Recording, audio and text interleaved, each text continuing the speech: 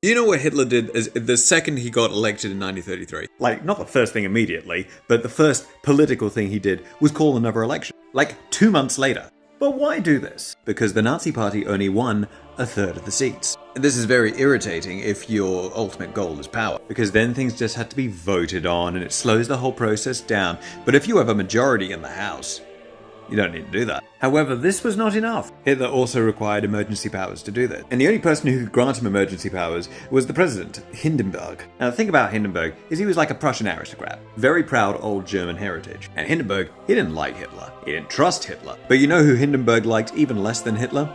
The communists.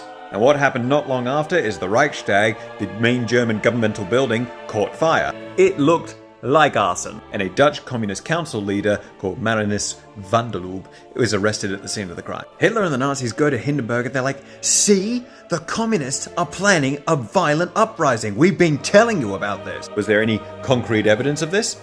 Absolutely not. But that was all the evidence that Hindenburg needed to grant Hitler emergency powers, giving rise to the infamous Reichstag fire decree. This decree suspended civil liberties. The authorities could raid your home. They could confiscate your property.